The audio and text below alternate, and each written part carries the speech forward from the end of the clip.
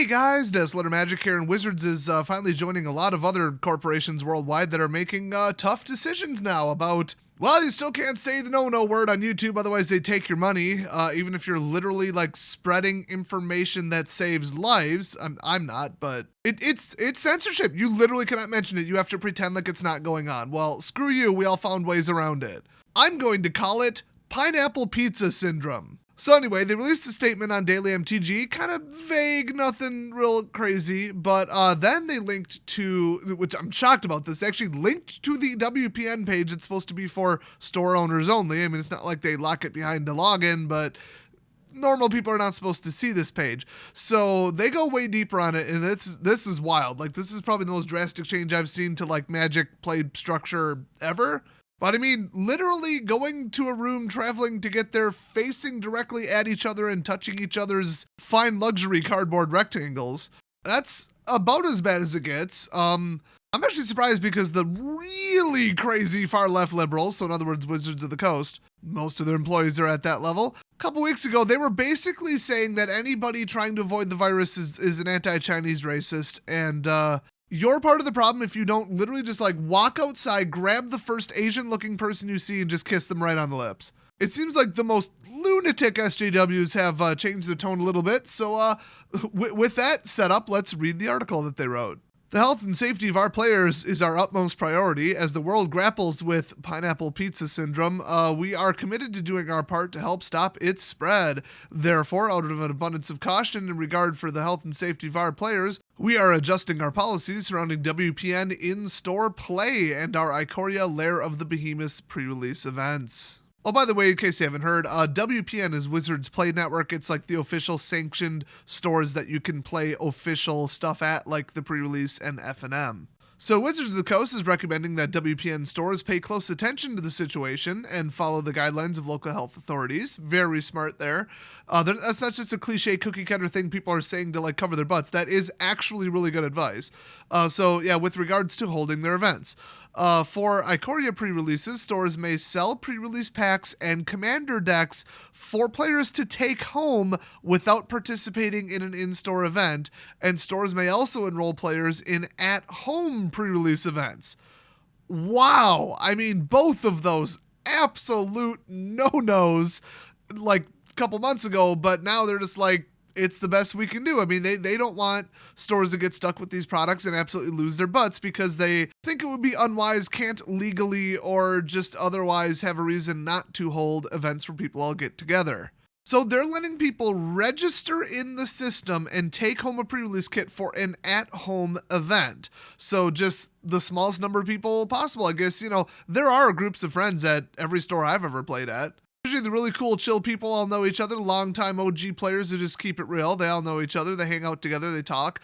All the douchey, stuck-up, overspending, obsessed net deckers who basically cry if they don't win. They all know each other. They all share decks and carpool together in their $1,000 Honda Civics with, $5,000 worth of decks between them. This might be hard for you to understand, but don't hate just because they're sitting on 10s. But when the net deckers come through down the block, heads turn as they turn into the parking lot, and they let them 5-inch speakers bump the spot, and then they turn them up high and let the bass drop. Oh wait, I got them confused with me. I mean, if you're downtown basically anywhere in America and you hear some like deep bass dropping and some reggaeton blasting out the windows, it's just me and my crew catching Pokemon. But yeah, I mean, we all know each other. So I could see people bringing the pre-release home and just like straight up doing it themselves, Like, I know some people are just going to buy it and like open it because they're like gay promos, woohoo, it's literally a pre-release. You're getting the cards before the release. I mean, there's a reason every store I've ever been to had to institute a 1-round policy where you had to at least play 1 round to just walk away with the kit, basically, which meant you had to actually build and theoretically maybe even sleeve up a deck and then play 1 round, then drop. You can't just, sign up for the 6 a.m. event that's after the midnight one and then just leave with the kit. I think actually Wizards implemented that policy. So now they pulled a 180 from that and just been like, free for all. And I mean, seriously, I cannot stress how crazy they got with these damn pre-release kits. That's why I'm so shocked they're doing this. Let me give you an example. Usually square-headed YouTuber Kevin from Rogue Deck Builders, longtime friend of the channel, he works at or owns a store. I don't know what's going on out there in Utah or wherever the hell he lives, but they got the booster box prize support, which is, you have to give out as prize support at the tournament. of the F&M event, but they didn't get the pre-release kits. Oops, Wizards screwed up their mailing. This is back when they were shipped directly from Wizards if you were sufficiently high level in the WPN program or whatever. That's right, you get to like tier 3 or higher or whatever, they would now fail to ship you pre-release kits because they do it themselves. Good job, guys. So he like emails or calls up the rep at Wizards and he's like, hey, dude, we got people coming. We scheduled this with pre-sold tickets. What should we do? Like, and they're like, oh, well, tell these people driving from like an hour away to come back later. Whoops. So he's like, can we just take the prize support and run a booster draft and just give people little certificates for boosters? So basically use the prize support to run a draft, which is about as close as you can get, or run a pseudo-sealed thing and just hand them 6 things and say, sorry about the promo. And then since you just burned the prize support, you just give them either a different, booster if they really want, or just a little coupon that says, here, get a free booster next week when we get them in. Perfectly reasonable. The best thing you could do under the circumstance. The Wizard was like, absolutely no, you cannot do anything other than give them away as prize support. He's like, but we're just swapping. We're like borrowing them from the future, playing with them now, and then giving them out in the future. That's all we're doing. It's a 1-to-1. We're not selling the prize support. And they're like, while we completely recognize your logic, you. You ain't holding shit. And I do believe that he either did cancel it or he just publicly said that. And he admitted later that they ran it anyway, which is exactly what I would have done. I don't remember which way he like officially went with that. I think I've heard both versions at this point, but yeah, screw Wizard, seriously. So to say that they're tight asses about like the kits and when you can sell them, who can sell them to, what quantity, all that, yeah. So for them to just be like, well, virus going around, oh, pardon me, pizza topping going around, well, they could just take it home and be on the honor system and you still get credit for selling a ticket to it. That's crazy. I hope Kevin calls them up and reminds them, hey, you're not allowed to do that. I'm not allowing you to do that because you didn't allow me to do anything that's outside the normal bounds. But yeah, besides that massive hypocrisy, which, we've never seen massive hypocrisy in Wizards of the Coast before. I mean, come on. But yeah, they have pulled a 180 on this one, plus a 360 into a 720 nose grab. Oh, Mark Rosewater out there pulling the dank skateboarding tricks. As he saw me pulling up with my stock 100-watt 8-inch in the back of my Vibe. What's up? I mean, I really want to add like a real sub because I've done like 20 installs in my friends' cars, but it's like 29 inches between the wheelbase in that damn car. But yeah, I can't think of one better way to be like, okay, we're going to keep the whole, how many tickets did you sell? That benchmark, going to keep that going. We're going to not stick you with, 80 kits that you can't get rid of because nobody wants them. I think people will buy them, but, maybe not for like the pre-release entry price. And they don't want people to just be like, well, we're canceling the event, but you can still like show up to the store and buy them. And then people like, what? And it's just a whole thing. This is the best way to handle everything across the board and keep everybody happy, lose the least amount of money, and keep the whole tracking system and attendance system the fairest. Oh, and keep everybody the safest. Keeping the most amount of Magic players away from the dirty, disgusting Yu-Gi-Oh players is a very good idea for preventing pathogen spread. So, I mean, let me know if you guys are going to just say screw it, go anyway, and just blast anybody coughing with Lysol until they leave, or pepper spray. I mean, hey, you do you. I mean, local laws apply, but you do you. I mean, is it just not in your area, so you're like, whatever, but I mean, it might be by that. I mean, let me know your thoughts. Are you like, sure, screw it, I like this, I'm going to do it at home with just my friends, or I'm just going to pick it up and say I'm holding an event and then I'm not really going to do it.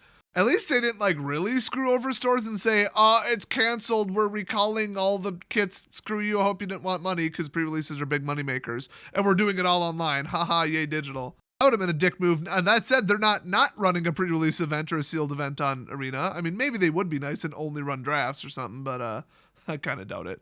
They don't take no coins for them events, though. They take 2,000 gems, just saying, so, So anyway, the article goes on to say, for as long as the situation warrants, we will also make accommodations to our metrics. So they know no matter what they do, the same amount of people aren't going to show up. So maybe to hit premium or premier or whatever the hell they call it in the new WPN system, it won't be 3,000 tickets. It'll be like 2,000 or something. Or maybe they'll just go based on sales, or maybe they'll just let everyone in. I don't know. They do say for more info, click here, and I will definitely take a look at that article. But we are closely monitoring local and global health recommendations and are assessing events on a daily basis. This includes monitoring the viability of upcoming Players Tours events. By the way, a ton of them have been canceled. For the Players Tour finals specifically, we will determine what action we will be taking soon, is what I assume they meant to write. For any events you plan to attend but have not yet booked travel for, we recommend creating flexible travel plans and purchasing travel insurance. So Yeah, I don't know about travel insurance. Just get a refundable ticket, but I don't know. Maybe that's what that is. I don't travel much. We will continue to monitor the pineapple pizza syndrome situation and provide updates as we are able. In the meantime, we appreciate your continued understanding and support. So the WPN article gets wild with this stuff. So it says accommodations for health uncertainties at Ikoria Prerelease and beyond. With pre-release on the horizon, many WPN members face difficult decisions as they weigh their anticipation for Ikoria against the safety of their communities. Organizers must be free to make those decisions without consideration for attendance-based promotions, pre-release allocations, and so on. We hope that with the following accommodations in place, organizers are enabled to choose what's best for their store and their communities. And I completely agree with that. They are not being insincere. We will continue to monitor the situation, take additional action where appropriate. So take-home pre-release packs, say for Ikoria pre-release, will lift restrictions to allow stores to sell pre-release packs and commander decks, which are coming out, I think, the day of. It's like a big pre-sale thing for customers to take home without participating in an in-store event. If players do choose to take home a pre-release pack without participating in the main event, organizers may enroll those players in an at-home pre-release in the Wizards event reporters so that their attendance will count toward future allocations. Promo and product allocation adjustments. While the health situation remains uncertain, we will take a snapshot of your tickets, engaged players and active players. Therefore, we will allocate promo packs, exclusive products, and so on based off either the snapshot or your real-time numbers, whichever is higher. Now, see, that doesn't seem logical, but it's fair. So, I mean, okay, I guess they're going that route with it. Doesn't seem like their corporate personality, but okay. Pre-release allocation adjustments. Under normal circumstances, a store's pre-release allocation is based on the highest pre-release attendance in the last two pre-releases. However, any future pre-release allocation that would include Ikoria will instead look at the highest attendance in the last 3 sets, excluding Core Set 2020. Okay, was the pre-release that bad for that one? I mean, I'd go to pre-release for anything. I don't care how bad the set is. Pre-release is pre-release, you know what I mean? But wow, that one must have been really poorly attended for them to just say we're ignoring it across the board. It was an anomaly. Wow. Wizards, are you getting sick of me saying that you shouldn't have brought core sets back yet?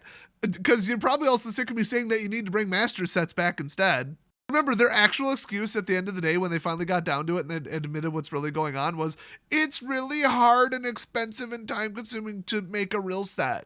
Oh, specifically 4 times a year is what they were saying. We can do 3, but 4 is too hard. We're busy working on our stupid side projects and stupid shit and ranting at people on Twitter. Oh, and going to protests and rallies and, anything other than doing their jobs. They got to throw in a no-brainer, just reprint bullshit set with no synergy once a year. Otherwise, they can't keep up, apparently. Which, if you look at the number of bands, they kind of suck at doing their jobs regardless of workload. But, yeah, I believe the previous 2 pre-releases were the snapshot that they used. It was the highest between those. So they're doing 3, not counting Core Set 2020. So they go on to say promo pack product multiplier because the store's WPN metrics are considered on a rolling 12-month basis. Low attendance during an uncertain health situation could adversely affect attendance-based allocations for 1 full year after that situation occurred. I thought that was the whole point of them not doing this. In order to make sure affected stores receive adequate support, yeah, if this all blows over and gets better, vaccine comes out or the sun nukes everything, which, hello, look at the southern hemisphere or Nevada right now. The sunlight ain't gonna fix shit. But yeah, eventually it's gonna go, attendance is gonna go way back up theoretically. So they just say we will add a multiplier to each store's metrics, and I guess it'll be like maybe based on like worldwide F&M attendance or something, just something that they think like, okay, we think that now compared to before, everybody across the board is going to see 20% higher attendance. So we're going to put a 1.2x multiplier on all orders, regardless of what the real numbers actually were. Because the number of like F&M prizes you get and like pre-release kits you get are based on past performance. So if past performance was low, but they have reason to believe that that's not the case anymore, they're going to artificially jack it up, which is very smart. And finally, they say Wizards Play Network qualifiers. Please contact your local office if you'd like to discuss postponing a Wizards Play Network qualifier, which is like a PPTQ, but I guess they're calling it that now. We recommend all WPN members review best practices for event management as provided by the World Health Organization. Why does everybody link to them? One of the major people is a Chinese pro-communist shill who will say literally anything they tell him to. The World Health Organization is a joke. Go literally anywhere else. Even the CDC, I'd trust them more. rumor, and I use that term loosely, is that the WHO is now being pressured / bribed to say that it's not a Chinese virus or something, because now it's just a worldwide pandemic and it was unavoidable and just all this other bullshit because China likes to save face, or they cry and get their feelings hurt. I am not kidding. That is an actual saying that the people there use. So anyway, please find additional information on Wizards' response to pineapple pizza syndrome on magic.wizards.com. That's right. I do believe they are posting an article that links to a WPN article that links back to the article. That's amazing. So I can't wait to see what fresh hell the next sets are when most of the companies probably at this point working from home whenever possible. Maybe them not talking to each other will help, but I don't think less playtesting will be the solution to the 17 or 18 cards that have been banned in the last 3 years. Wow. Well, anyway, you guys probably heard that the stock market and all that's tanking because they're like, nobody's going anywhere spending money. Not true. If people have money, they're spending it. And that goes double if they're stuck at home doing nothing, bored out of their minds. So everybody like divesting in like vacation places, cruise companies. Yeah, very smart. Yeah, they're about to get kicked in the nuts. Airlines. Yeah, their stocks are down the toilet, justifiably so. But gaming, digital content delivery, anything related to like Amazon, move your money to that. People who are just like, oh, the stock market went down 2,000 points because everybody's pulling their money out. You should just be moving your money to something else, you rich dumbasses. Don't just say, oh, the whole economy's going to collapse because of this. Let's pull the money out. Whoa. No, you move it to what people are going to spend money on now. This is an opportunity. Hopefully they pull their heads out of their asses and realize that and start propping up companies that deserve it. Hopefully my views go up. I could use the money right about now. Tax season is coming. And the best thing is sometime between now and tax day, I'm going to be out of the country for like 8 days, which is why I'm really trying not to catch an illness, because they will quarantine me in the country I'm going to for 14 days. And I'm supposed to come back and immediately cover for the owner of the company where I currently work. So if they quarantine me, that ain't going to happen. So it's not a nice country, and we're basically there on like an aid volunteer mission. Oh, and I'm a security translator and a computer technician. And I'm bringing them a whole bunch of like cool shit because there's like basically no internet there. So we got like LibreOffice VLC. We got like some dope, like we got the GNU image manipulation program, editing shit. My bros, we doing it up big. I also might get roped in to do some electrical work at like, I don't know, some orphanage or something. I don't even have the itinerary yet. They're just like, you want to go? I'm like, let's go. Let's do it. I want to do something interesting with my life for once. Use my mad hacker skills to help some people for once. Which, actually, if you guys were on my live stream, you might have heard what I used to do as a hobby when I was a teenager. Hunting down very bad people on the internet. And that was good fun back then. When people were careless as shit with their internet security. I was like, bro, you got to pay your own way because this ain't like a rich place. But, you know, I scraped together enough money just in time to come back and get kicked in the fucking balls by the IRS because I know I owe them the 5,000 to 10,000 this year and I don't exactly have it. That's why I'm not done with my taxes yet, because I am going through every single cash or like, in fact, that's why my taxes ain't done yet this year. I'm looking for every single expense and write-off on every debit card, bank account, cash I can remember, any record of anything. If I drove 3 miles to the post office, we're writing that shit off because it does not look good for my gross income right now. And I didn't see any of that because I owed the IRS $8,000 last year. And that's what most of my profits in January went to. So yeah, it's a bit of a shitstorm right now. So if you want to support the place I'm going to that I can't tell you because somebody would probably call in a bomb threat to the airport because some of y'all are some f***ed up assholes. Help out some people in need, me included. I mean, I got Patreon. I mean, you can just like hit me up on Twitter, work something out. I can take Bitcoins. I mean, can't really take PayPal because my name's on it. I mean, I'll be live streaming. You can send over a super chat, buy a t-shirt, you know, whatever. Like, you know, I know a lot of y'all some broke motherfuckers like me, but like, you know, if you can afford it, like take care of yourself first, you know, but if you can afford it, it'd be much appreciated, especially this time of year. So with that said, this has got to be the craziest story I've heard from Wizards since I started covering stuff. It's just astonishing to me that they would actually do this and that this is so well thought out. This is, in my opinion, the proper thing to do. I can't think of any way to really improve it. They're actually helping stores. They're being reasonable and logical. It's shocking. It is truly shocking. So, I mean, mega shout out to them for handling this very, very, very well, unlike other bad situations in the past, like, you know, sex offenders in the judge program. They did not handle that well. Constant cheating at tournaments. They have not handled that well. But this, you know, 10 out of 10. I've said it before and I'll say it again. I make negative videos when they f*** up and I make positive videos when they do something good. Well, There you go. I am not responsible for the ratio of positive to negative videos. They are. So anyway, I'm going to go back to playing Skyrim or some shit, anything that isn't Arena, because it's absolute cancer right now. The meta is a shitstorm, and did you guys notice that they didn't make any comment on Standard? They literally commented on 3 cards in 3 decks in Pioneer, and they didn't take an action, but they addressed it, and didn't talk about Standard, didn't even mention it, didn't even put it as a section. Holy crap, could you bury your head in the sand any worse? It's like they know. They know it's in an irreparable state. They've seen the numbers. They know attendance at F&M. They know what format they're running, and they know Arena, okay? It is a disaster zone. They wouldn't touch it with a 20-foot pole. It's such a shitstorm, they aren't even going to attempt to touch it until the next rotation. Trust me. I mean, Trawler, Torbrand, Thassa flickering that thief card. It is cancer. There is no fixing it without banning 15 to 20 cards. There just isn't, and they know it. So they're pretending Standard doesn't exist. They're putting their fingers in their ears and going, no, is it rotation yet? No, it's not, Wizards. And by the way, all the broken shit ain't rotating. FYI. Gee, I hope Ikoria sells well. It won't.